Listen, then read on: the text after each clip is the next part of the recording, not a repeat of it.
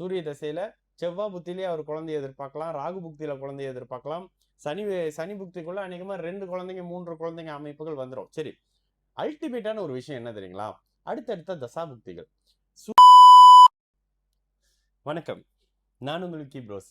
நமக்கு எண்கணி ஞானத்தையும் வேத ஜோதிட ஞானத்தையும் ஆன்மீக ஞானத்தையும் வழங்கிய அனைத்து குருமார்களுக்கும் நன்றி. என்ற அதே வேளையில் இது ஒரு ஜோதிட விளக்கு வீடியோ. விருப்பம் உள்ளவர்கள் தொடர்ந்து பார்க்கலாம். நமது விக்கி ப்ரோஸ் அஸ்ட்ராலஜி சோஷியல் மீடியாவை ஃபாலோ பண்ணியிருக்கக்கூடிய அனைத்து தோழிகளுக்கும் நமது நன்றிகள். சரி, இன்னைக்கு ஒரு வித்தியாசமான ஒரு ஜாதகம் எடுத்து வந்திருக்கேங்க. அவர்கிட்ட நான் சொல்லலை உங்கள் ஜாதகத்தை நான் ரிவீல் பண்ண போகிறேன் அப்படின்ற மாதிரி ஒரு மாதிரி பண்ண போகிறேன் அப்படின்னு சொல்லலை. ஆனால் இதனுடைய லிங்கை அவருக்கு பர்சனலாக கொடுக்கலாம் அப்படின்ற மாதிரி. ஏன் யோக தசையில் ஸ்தானபலம் பெற்ற கிரகத்தினுடைய தசையில் லக்னாதிபதி சுபராகிய தசையில் எப்போது ஒருத்தர் கஷ்டப்படுவார்? அப்போ கஷ்டத்துக்கு பிறகு எப்பொழுது நல்லது நடக்கும்? இதுதாங்க இந்த ஜாதகம். ரொம்ப வித்தியாசமான ஜாதகம். மலேசியாவில் பிறந்தவர் தான். டேட்லாம் ஃபுல்லாகவே கொடுத்துட்றேன். 21 February 1988 12:30 AM பிறந்திருக்கிறாரு. லக்னத்தெல்லாம் செக் பண்ணாச்சு, லக்ன கன்ஃபர்மேஷன்லாம் பண்ணியாச்சு. ஓகே, கேள்வி எடுத்த உடனே கேட்டேன், இந்த மாதிரி இந்த அழகு பெர்ஃப்யூம் இந்த மாதிரிலாம் யூஸ் பண்ணுற மாதிரியான விஷயங்கள் அந்த மாதிரி பண்ணியிருக்கிறீங்களான்னு. மிந்தி பண்ணியிருக்கிறேன் அப்படின்னாரு. ஆமாம், சுக்கிரதசை தொடக்கத்தில் பண்ணியிருக்காரு. இப்போ கரண்ட்லி அவருக்கு நடக்கிறது சுக்கிரதசையில் புதன் புக்தி நடந்துகிட்டு இருக்கு. அடுத்து சுக்கிரதசையில் கேது புக்தி நடக்கணும். சரி, ஜாதகத்தை பார்த்துங்க.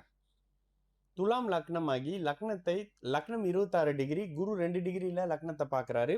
அதே மாதிரி 3 செவ்வாய் 5 டிகிரி, சனி 6 டிகிரி. கிட்டத்தட்ட 2 பேருக்கும் குருவினுடைய நெருக்கமான தொடர்பு. சுபர் வீட்டில் மறைஞ்சிருக்கிறாங்க. குருவும் செவ்வாயும் பரிவர்த்தனையாக இருக்கிறாங்க. இந்த பரிவர்த்தனையை நோட் பண்ணிக்கோங்க. 4 புதன், 5 சூரியன், 6 சுக்கிரன் 19 டிகிரி, வளர்பிறை சந்திரனாலும் ஒளி இல்லாத சந்திரன் 19 டிகிரி, ராகு 0 டிகிரி, குரு 2 டிகிரி 7ல், 12ல் கேது. இதுதாங்க ஜாதகம். ஏன் டிகிரியோட சொல்றேன்னாக்கா உங்களுக்கு சில விஷயம் புரியணும்னு. நான் சில பலன் சொன்னேன், ஆனால் வாழ்க்கையில் நிறைய அடிப்பட்டவங்களுக்கு சில விஷயம் நம்பிக்கை கொடுக்காது. ஓகேங்களா? அந்த வகையில் இவருக்கும் அதில் நம்பிக்கை இல்லை. எல்லாரும் சொல்றாங்க அப்படின்னு இவரும் சொல்லிக்கிட்டு இருக்கிறாரு போல இருக்கு அப்படின்னு தான் இவரோட கான்வர்சேஷனும் இருந்தது. அப்புறம் சின்ன சின்ன விஷயம் அப்போ கேட்டார். இன்னொரு விஷயம் கேட்டார், என்ன தொழில் செய்வேன் அப்படின்னு சொல்லுங்க அப்படின்னோடனே பார்த்தேன். சனி அதிகமாக, சனியும் செவ்வாயும் கூடுதல் சுபத்துவமாக இருந்தார். அப்போ நான் சொன்னேன், டிரான்ஸ்போர்ட்டேஷன் மாதிரி ஏதாவது இன்ஜினியரிங் எதுவும் பண்ணுறீங்களான்னு. இல்லைங்க, நான் கிராப் டிரைவராக இருக்கிறேன்னாரு.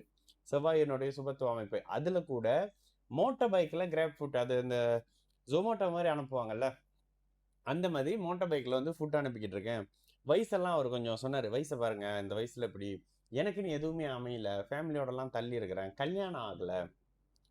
எடுத்த உடனே சொல்லிட்டேன், சூரிய தசையில் கல்யாணங்க, எப்படி உங்களால் இதை சொல்ல முடியும்? சூரிய தசையில் ஏன் கல்யாணம்? ஓகே, மறுபடியும் பாருங்களேன். சுக்கிர தசையில் புதன் புக்தி 2027 மார்ச் வரைக்கும் நடக்குது. 2027 மார்ச்சுக்கு பிறகு சுக்கிரன் பார்த்த கேதுவினுடைய புக்தி தொடங்குது. சுக்கிர தசையோட லாஸ்ட் புக்தி, 20 வருஷம் சுக்கிர தசையோட கடைசி புக்தி, இறுதி புக்திக்கு வந்துடுறாரு. அடுத்து சூரிய தசை 11ஆம் அதிபதி தசை. 11ஆம் அதிபதி 5ஆம் இடத்துல இருக்கிறாரு. ஓகே, யோக தசையான சுக்கிரன் கொடுக்காத நன்மையை எப்படிங்க அவயோகரான சூரியன் சந்திரன் செவ்வாய் கொடுத்துருவாங்கன்னு நீங்க சொல்றீங்க? இங்க தாங்க சுபத்துவத்தினுடைய மிகப்பெரிய மேன்மை. இந்த சுபத்துவத்து விஷயம் உங்களுக்கு புரிஞ்சிருச்சுன்னு வச்சுக்கோங்களேன், அப்படியே கேம் ஆடலாம் ஜோசியத்துல. சரி, சூரியன் இயல்பாக அவருடைய 11ஆம் வீட்டு அதிபதியாக 5-11ஆம் பாவக தொடர்புல இருக்காரு. 1வது பாயிண்ட். இவருக்கு எப்படி கல்யாணம் ஆகும்னு நான் சொன்னேன். 1வது பாயிண்ட். 7ஆம் பாவகம் கெட்டு போல. 7ஆம் பாவகாதிபதி இந்த இடத்துல முழுமையாக கெட்டு போகாமல் பரிவர்த்தனையாக இருக்கிறார். லக்னத்தினுடைய 5ஆம் அதிபதி அந்த வீட்டை பார்த்தாலும் கூட, சனி பார்வையில தான் சூரியன் இருக்காரு. ஆனா சூரிய திசையில இவருக்கு குழந்தை பிறந்துடும். என்னையா இது குழப்பறீங்க? குரு பார்த்த சனி, லக்ன யோகரான சனி இந்த இடத்துல சனி சூரியனை பார்த்து 5ஆம் பாவகத்தை தாமதப்படுத்தினாலும், இங்க சூரிய தசை சனி புக்தி அமைப்புகள்லாம் இங்க குழந்தை இருக்கும். இந்த இவருக்கு சூரிய தசை சுய புக்தியை திருமண அமைப்புகளை கொடுத்துரும். சூரிய தசை சனி புக்தியில இவர் கண்டிப்பாக குழந்தை அமைப்புகளை எதிர்பார்க்கலாங்க. ஓகேங்களா? இல்ல, சூரிய தசை சனி புக்தி கூட ரொம்ப தாமதம். சூரிய தசையில செவ்வாய் புத்திலேயே அவர் குழந்தைய எதிர்பார்க்கலாம், ராகு புக்தியில குழந்தைய எதிர்பார்க்கலாம். சனி புக்திக்குள்ள அநேகமா 2 குழந்தைங்க 3 குழந்தைங்க அமைப்புகள் வந்துடும். சரி, அல்டிமேட்டான ஒரு விஷயம் என்ன தெரியுங்களா? அடுத்தடுத்த தசாபுக்திகள். சூரியன் சனி பார்வையில இருக்கிறாரு. சூரியன் சனியோட பார்வையில இருந்தாலும் கூட இந்த இடத்துல சனியினுடைய பார்வை கெடுக்காது. ஏன்னா ஓரளவுக்கு சுபத்துவமாக, ஓரளவுக்கு இல்ல, கூடுதல் சுப அமைப்பிலே இருக்காரு. இதனை தாங்கிக் கொள்ளக்கூடிய அமைப்புகள்ல லக்ன சுபத்துவம் ஓரளவுக்கும், லக்னாதிபதி ஸ்தான பலத்தோடையும் இருக்காரு. சூரிய தசை முடிஞ்சோடனே சந்திர தசைங்க. சந்திரன் ஒரே டிகிரி உச்ச சுக்கிரனோட சேர்ந்திருக்கிறாரு. சந்திர தசை முடிஞ்சோடனே செவ்வாய் தசைங்க. செவ்வாய் குருவின் வீட்டில் 3 டிகிரி குருவினுடைய பார்வை அமைப்புகள்ல பரிவர்த்தனையா 7ஆம் இடத்துல ஆயிருக்கிறது. பரிவர்த்தனையான கிரகம் காரகத்தை கொடுக்கணும். குருவும் செவ்வாயும் பரிவர்த்தனை, அதனால குழந்தையான காரகம் இவங்களுக்கு கிடைக்கணும்.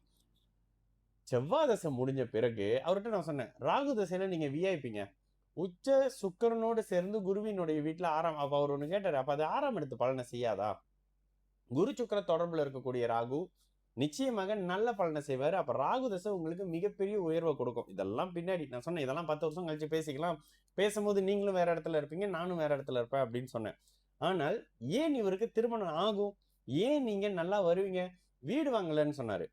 ஏன் இவர் வீடு வாங்குவாரு? இது அத்தனைக்கான விஷயமும் அவருடைய தசாபுக்தி அமைப்புகள்ல இருக்குங்க. சுக்கிர தசை யோக தசை தான், லக்னாதிபதி தசை தான். ஆனால் நல்லதுகளை கொடுக்க முடியாமல் இருக்கு. ஏன்னா வளர்பிறை சந்திரனாக இருந்தாலும் ஒளி இல்லாத சந்திரனோட சேர்ந்து சுக்கிரன் அவர்கிட்ட இருக்கிற எல்லாத்தையும் சந்திரன்கிட்ட கொடுத்துட்றாரு, அவரோட எனர்ஜி எல்லாம். ஆனா கடவுளோட ஒரு அட்டகாசமான ஒரு ஆசீர்வாதம் என்ன தெரியுங்களா? இவருக்கு சந்திர தசை வரப்போகுது. சூரிய தசை முடிஞ்சோடனே சந்திர தசை 10 வருஷம் சுக்கிர தசை எடுத்தது பூராத்திலையும் சந்திர தசையெல்லாம் அனுபவிப்பாரு. மிகப்பெரிய நல்ல விஷயம் தெரியுங்களா? சந்திர தசையில தொழில் அமைப்புகள்லாம் சில விஷயம் சொன்னேன். இந்த மாதிரியான விஷயம் வரும், கிச்சன் பாரு, லிக்கு பிஏ மாதிரியான விஷயங்கள்லாம் சில வருமானம் வரணும்னே ஆசை இருக்கு அப்படின்னு சொன்னாரு. இது தாங்க ஜாதகம். இது அவருக்கு வந்து கான்ஃபிடென்ட் இல்லை, அவருக்கு பெருசா நம்பிக்கை இல்லை. ஆனா இது அவருக்கு ஒரு உத்வேகம் கொடுக்கணுன்றதுக்காக பெர்மிஷனே இல்லாம நான் தான் அவரோட டீட்டெயில் போட்டு சொல்றேன். சரிங்களா? வேற ஒரு நல்ல ஜாதகத்தில் சந்திக்கலாம். நல்லது நடக்கும். எல்லோரும் நல்லா இருப்போம். வணக்கம்.